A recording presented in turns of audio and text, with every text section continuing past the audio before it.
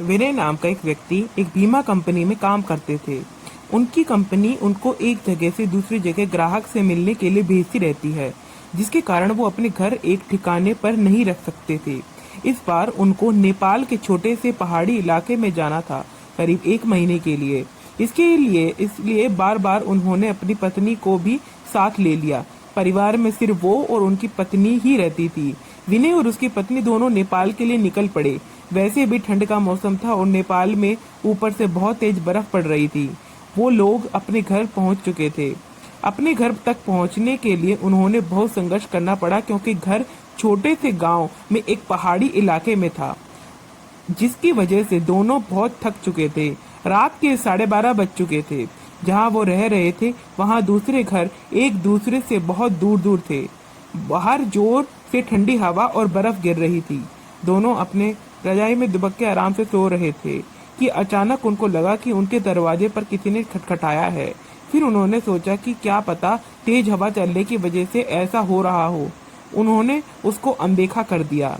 अगली सुबह विनय जिस काम के लिए आए थे उसके लिए वह वहां से निकल पड़े। उनकी पत्नी घर पे अकेली ही थी। उसको समझ नहीं आ रहा था कि वो घर में बैठे वक्त कैसे बिताए और अपना टाइम पास कैसे करे।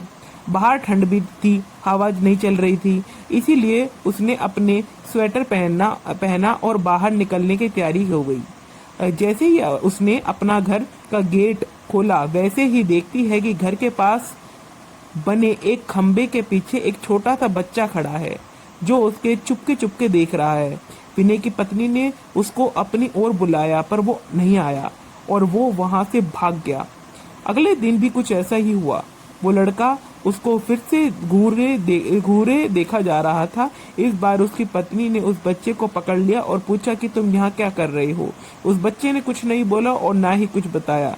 विनय की पत्नी ने उससे उसके घर के बारे में पूछा तो वो कुछ नहीं बोल रहा था। आखिर में उसका नाम पूछने पर उसने अपनी धीमी सी आवाज में अपना नाम सूर्य बताया और फिर वहां से भाग गया।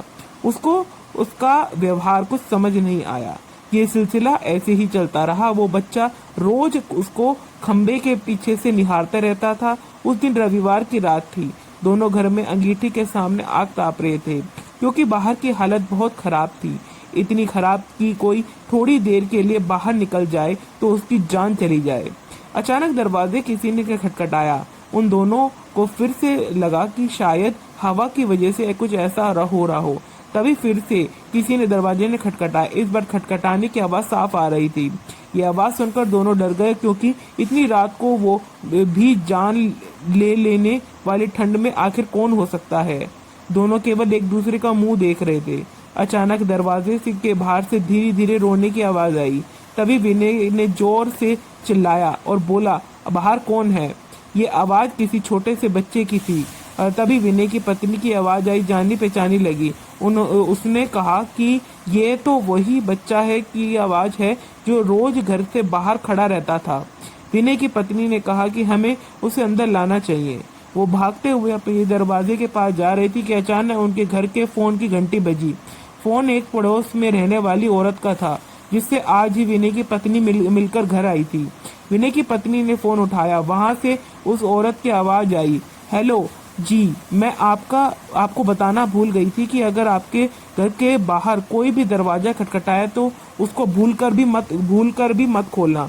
विनय की पत्नी ने कहा, अभी घर के बाहर एक बच्चे की आवाज आ रही है जो दरवाजा खोलने को कह रहा है। तभी उस औरत ने कहा, नहीं, आप बिल्कुल मत खोलना, वो असल में एक आत्मा है।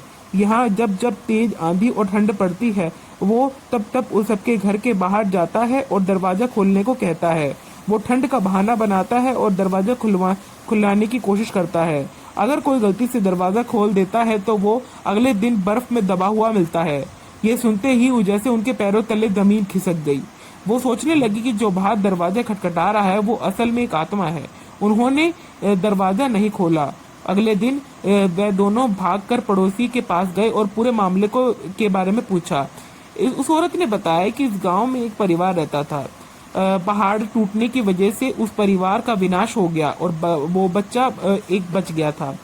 वो दूसरे के घर में जाकर खाना मांगता और एक दिन बहुत जोरों के बर्फ की आंधी पड़ रही थी।